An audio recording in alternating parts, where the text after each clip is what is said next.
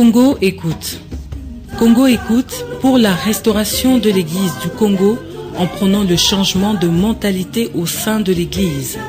Suivez Congo écoute, présenté par le pasteur Marcelo Tounassi, tous les vendredis de 9h30 à 10h sur les antennes de la radio Parole Éternelle. Congo écoute pour le renouvellement même de l'intelligence telle que voulue par notre Seigneur Jésus-Christ. Congo écoute, votre émission.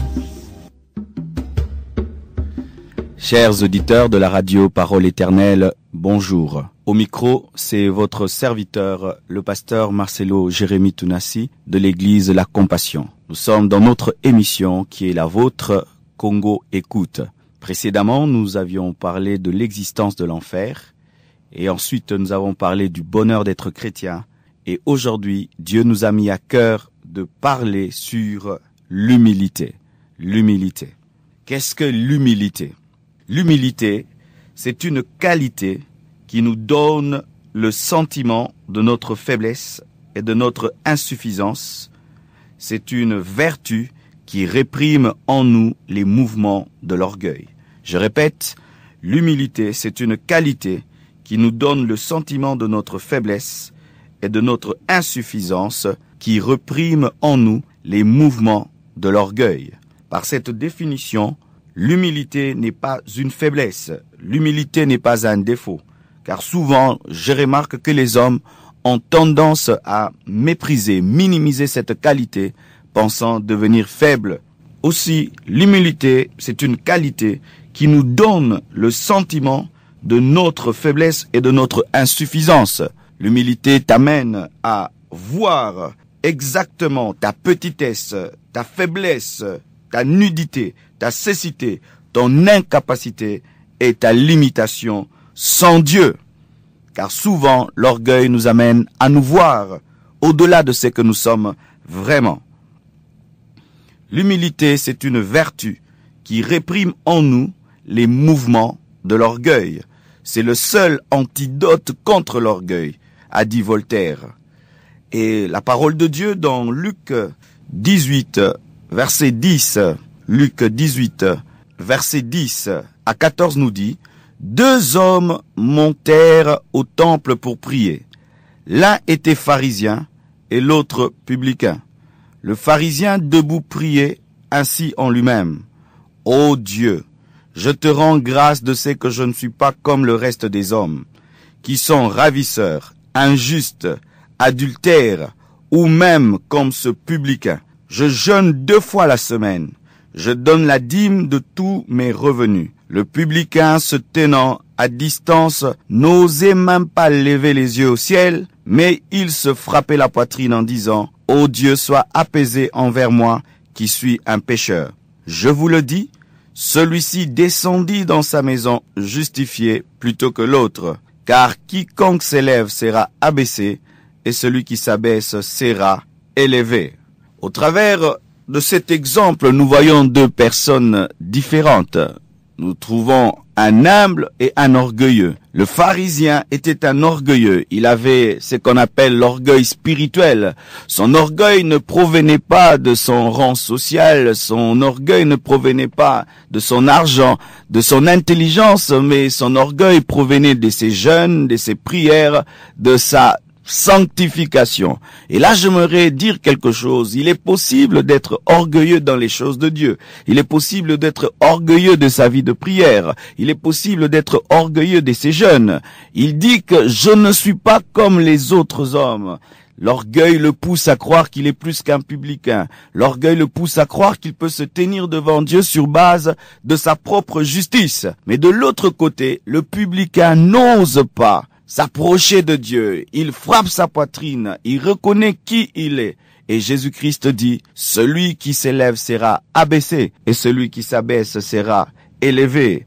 L'humilité nous justifie, mais l'orgueil nous condamne. Le pharisien est rentré chez lui, condamné, alors que le publicain, qui a reconnu ses péchés, qui a reconnu qu'il n'était rien, est rentré chez lui justifié. Bien-aimés frères, même si tu as une forte vie de prière, ne fonde pas l'exaucement sur cela. Même si tu jeûnes et tu pries beaucoup, ce n'est pas d'abord à cause de tes jeûnes, à cause de tes longues prières que Dieu t'exaucera. Dieu nous exauce à cause de Jésus. Et chaque fois que tu te tiendras devant Dieu et que tu croiras que ce sera à cause de ta justice, c'est de l'orgueil. La Bible dit que notre justice devant Dieu est comme un habit souillé. L'orgueil nous amène à nous considérer plus haut que Dieu ne nous voit.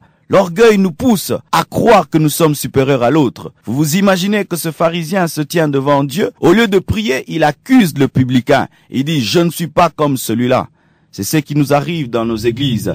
Quelqu'un qui vient écouter la parole de Dieu, qui se tient devant Dieu, mais qui par orgueil dit, cette parole, ce n'est pas ma parole, c'est la parole du frère. Ce frère-là, vraiment, Dieu l'a touché aujourd'hui. Dieu lui a vraiment parlé. Le pharisien se tient devant Dieu, et au lieu de se tenir pour lui, est en train de dire qu'il est supérieur au publicain, qui est un petit homme. Aussi, l'orgueil, bien-aimé, amène la condamnation. Parce que l'orgueil nous amène à nous élever. Et celui qui s'élève, Dieu dit qu'il va l'abaisser. Mais l'humilité nous amène à nous humilier. Et celui qui s'humilie, le Seigneur le lèvera. Lorsque tu viens dans la présence de Dieu, ne viens pas comme un méritant, ne viens pas comme un homme parfait, mais viens pour implorer sa grâce.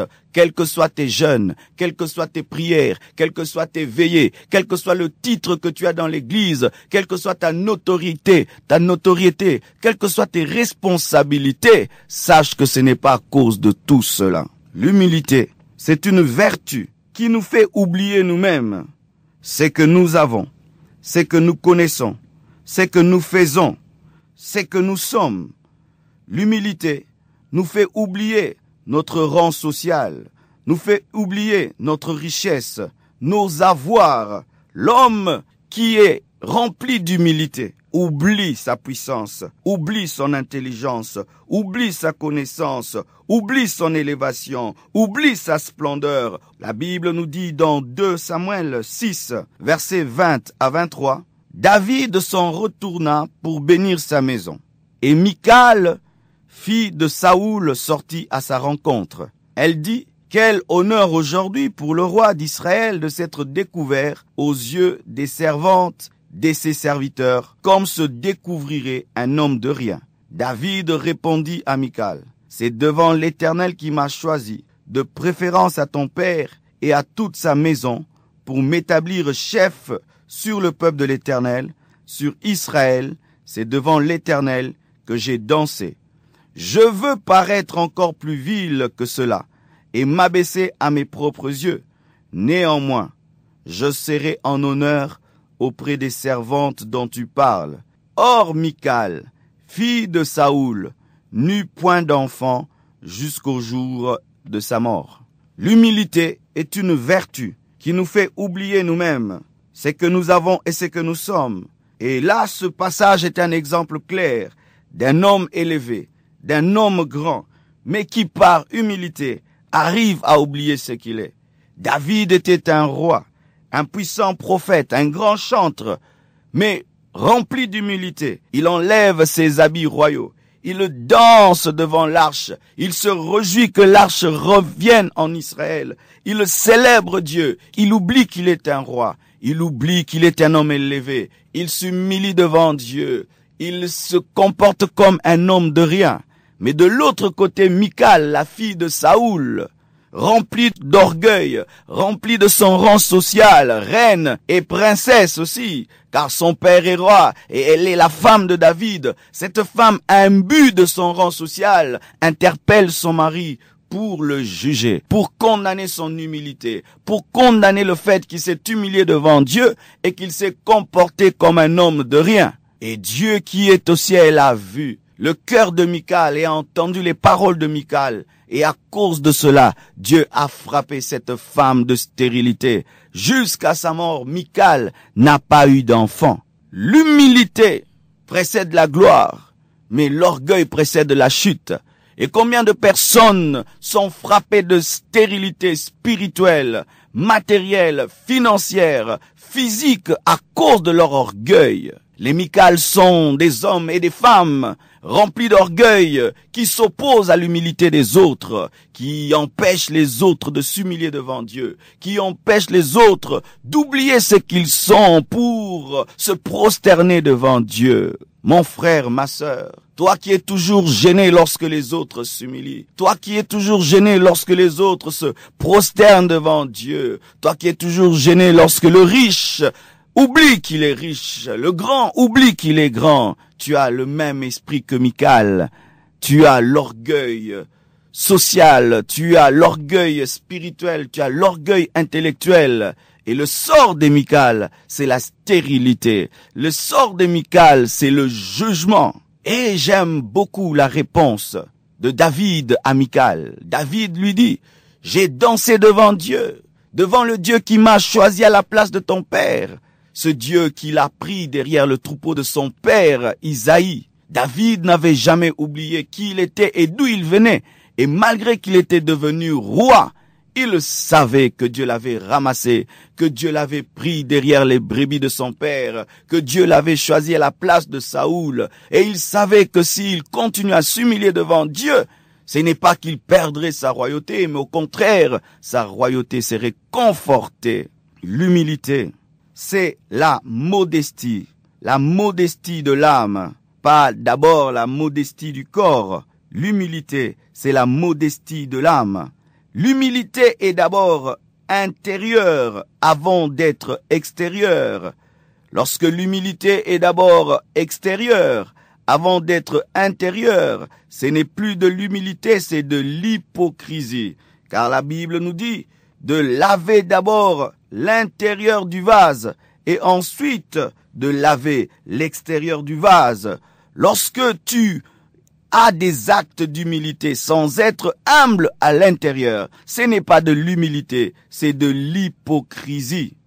L'humilité, c'est la modestie de l'âme. Tu peux te courber, tu peux t'agenouiller, tu peux marcher lentement, parler doucement, mais tout en étant orgueilleux lorsque ces actions, ces paroles ne proviennent pas de ton intérieur, mais ne sont qu'une façade qui cache l'orgueil. La Bible nous dit dans Matthieu 6, verset 16 jusqu'au verset 18, « Lorsque vous jeûnez, ne prenez pas un air triste, comme les hypocrites qui se rendent le visage tout défait pour montrer aux hommes qu'ils jeûnent.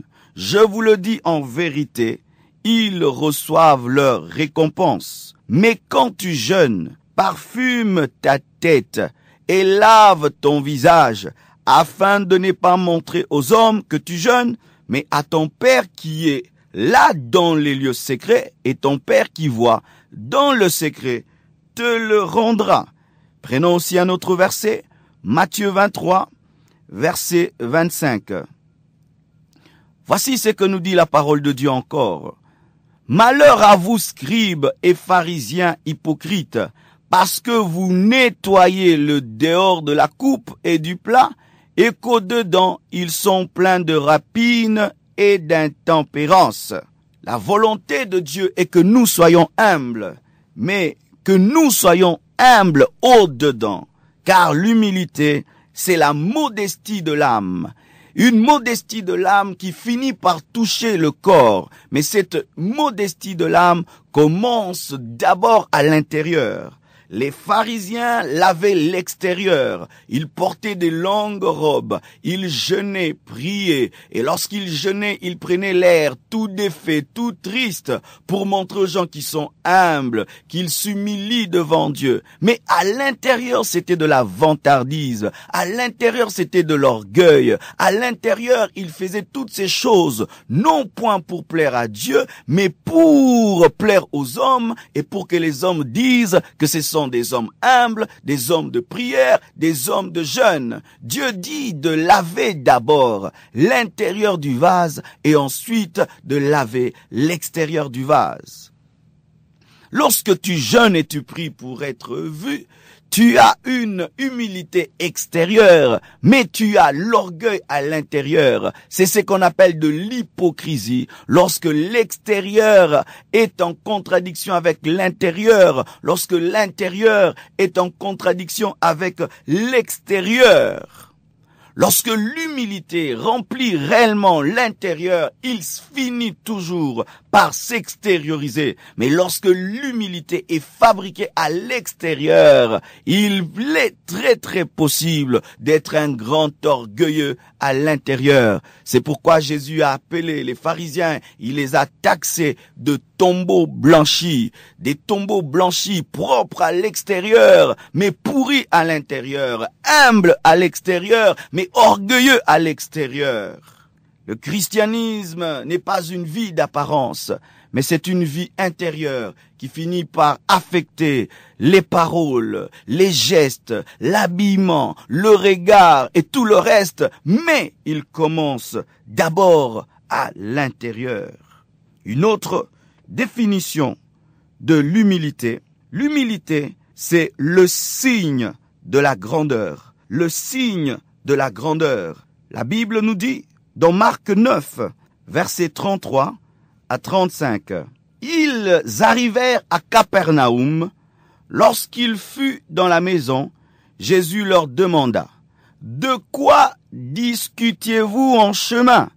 Mais ils gardèrent le silence, car en chemin, ils avaient discuté entre eux pour savoir qui était le plus grand. Qui était le plus grand? Alors, il s'assit, appela les 12 et leur dit, « Si quelqu'un veut être le premier, il sera le dernier de tous et le serviteur de tous. » Je répète, alors il s'assit, appela les 12 et leur dit, « Si quelqu'un veut être le premier, il sera le dernier de tous et le serviteur de tous. » L'humilité, c'est le signe de la grandeur. Le plus grand de tous, c'est le plus humble de tous. Le plus grand de tous, c'est le serviteur de tous. Et Jésus lui-même dit, le Fils de l'homme n'est pas venu pour être servi, mais pour servir. Bien-aimés, les apôtres, les disciples étaient des hommes comme nous. Il leur est arrivé un moment, ils voulaient savoir entre eux qui était le plus grand. Et quand Jésus-Christ a répondu à la question, il n'a pas dit qu'il n'est pas possible d'être le plus grand, mais il a révélé le chemin qui mène à cette grandeur. Car selon le monde, pour être le plus grand, il faudrait être le plus servi, le plus honoré, le plus chanté, le plus glorifié, celui à qui on rend le plus service.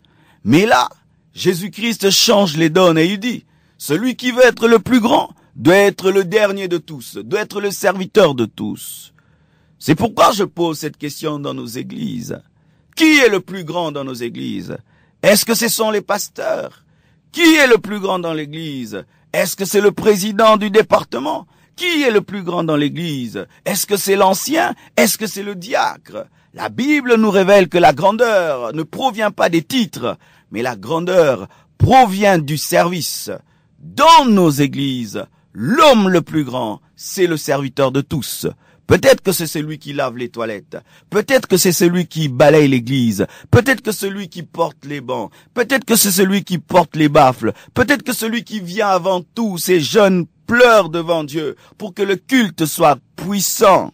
En d'autres termes, je dirais, jusque-là, nous ne connaissons pas l'homme le plus grand de nos églises, car c'est le serviteur de tous. Souvent, ce sont ceux qui sont honorés, qui sont assis sur des grandes chaises dans nos églises. Les hommes qui ont des titres, qui ont des grands postes, anciens, diacres, ouvriers de ceci, ouvriers cela. Mais la Bible nous révèle que le plus grand de tous n'est pas celui qui est servi par tous, mais c'est celui qui sert tous. Voici encore une autre définition de l'humilité. L'humilité, c'est la manifestation de l'amour. L'humilité, c'est la manifestation de l'amour parfait.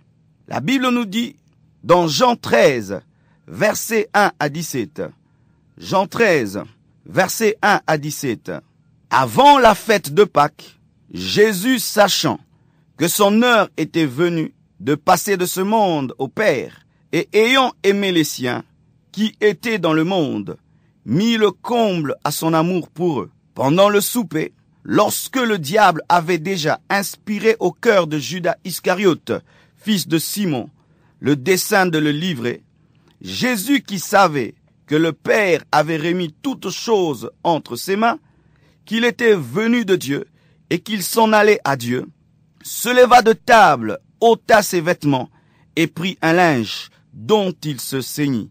Ensuite, il versa de l'eau dans un bassin et il se mit à laver les pieds des disciples et à les essuyer avec le linge dont il était ceint. Il vint donc à Simon-Pierre et Pierre lui dit, « Toi, Seigneur, tu me laves les pieds ?»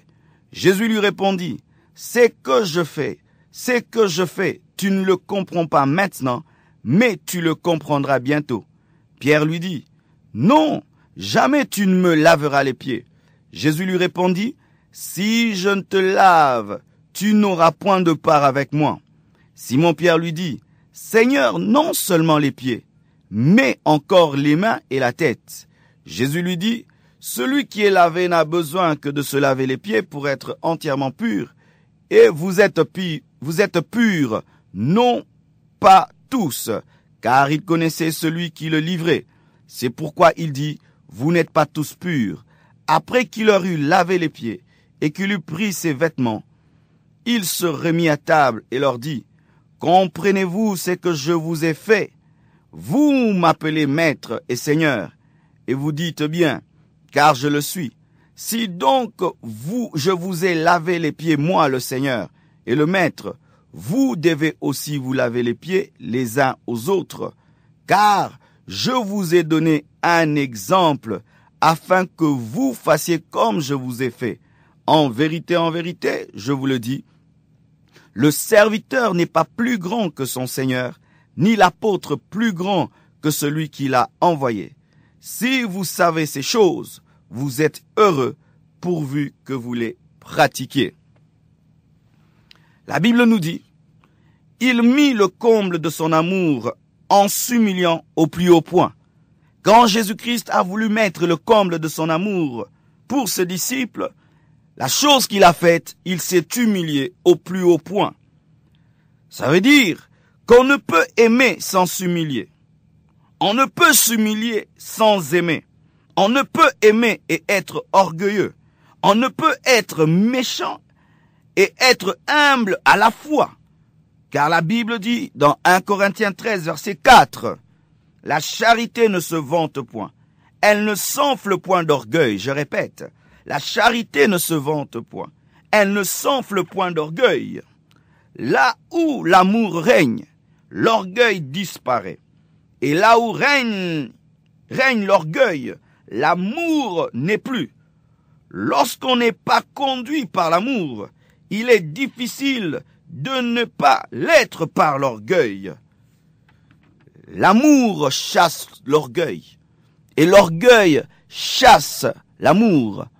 L'amour amène l'humilité, et la méchanceté amène l'orgueil.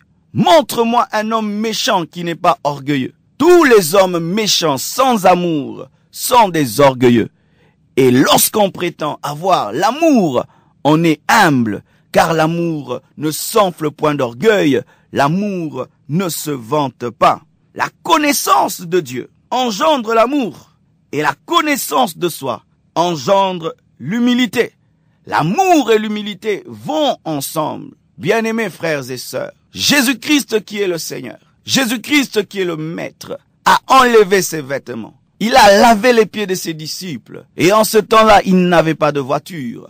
Ils portaient des sandales. Leurs pieds sentaient mauvais. Leurs pieds étaient sales. Mais le roi des rois, le Seigneur des seigneurs s'est humilié et a lavé les pieds de ses disciples. Cela a tellement touché Pierre que Pierre a voulu refuser. Mais Jésus-Christ lui dit, « Je te le fais pour que tu le fasses. » Être disciple de Jésus, cher Congolais, ce n'est pas seulement faire des miracles. Être disciple de Jésus-Christ, ce n'est pas seulement prêcher puissamment la parole. Être disciple de Jésus-Christ, ce n'est pas seulement prier et être exaucé. Être disciple de Jésus-Christ, ce n'est pas seulement chasser les démons. Mais être disciple de Jésus-Christ, c'est suivre son exemple même en matière d'humilité. Être disciple de Jésus-Christ, c'est laver les pieds des autres. laver les pieds des autres, c'est élever les autres, c'est reconnaître la grâce des autres, c'est travailler pour que les autres soient plus que toi, c'est s'abaisser, c'est s'humilier, c'est oublier ce que tu es, ta grandeur, ton honneur, ton rang. Être disciple de Jésus-Christ, c'est aussi porter son caractère. Et l'un des grands caractères de Christ, c'est l'humilité, car Christ est l'incarnation de l'amour, l'incarnation de l'humilité. Bien-aimés, j'aimerais terminer cette émission en vous disant ceci, que Dieu résiste aux orgueilleux, mais il fait grâce aux humbles. L'ennemi de l'orgueilleux n'est pas d'abord Satan. Ni les hommes, ni les sorciers, ni les magiciens. L'ennemi d'un orgueilleux, c'est Dieu lui-même. Frères, sœurs, lorsque tu vis dans l'orgueil, à cause de ton argent, à cause de la connaissance des Écritures, de l'onction, du ministère que Dieu t'a donné, des voyages que tu fais, des vêtements que tu portes, de ta beauté, de ta force, de tes relations, bien-aimé, Dieu te résistera. Et il n'y a pas un plus grand malheur dans la vie que d'avoir son Dieu, son Père, son Créateur, être ton ennemi. Je t'invite à t'humilier. Je t'invite à donner ta vie à Jésus. Car seul Jésus-Christ peut te donner l'humilité. Car lorsque tu crois en Jésus, Jésus te donne le Saint-Esprit. Et le Saint-Esprit vient créer en toi une nature humble. L'orgueilleux peut se battre pour devenir un homme humble. Il peut tout faire. Il fabriquera l'humilité. Mais au-dedans, il ne sera jamais un homme humble. L'orgueil précède la chute et l'humilité précède la gloire. Congo écoute. Être disciple de Jésus, ce n'est pas seulement faire des miracles et des prodiges, mais c'est le suivre aussi sur le chemin de l'humilité. Que le Seigneur vous bénisse.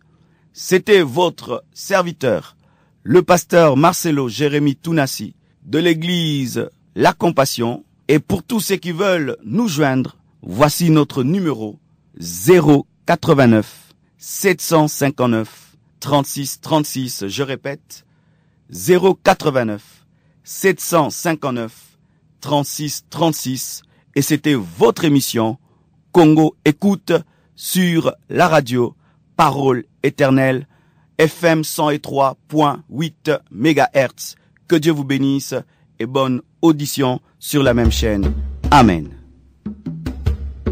Congo Écoute. Congo Écoute pour la restauration de l'Église du Congo en prônant le changement de mentalité au sein de l'Église. Suivez Congo Écoute, présenté par le pasteur Marcelo Tounassi, tous les vendredis de 9h30 à 10h sur les antennes de la radio Parole Éternelle. Congo Écoute pour le renouvellement même de l'intelligence tel que voulu par notre Seigneur Jésus-Christ. Congo Écoute, votre émission.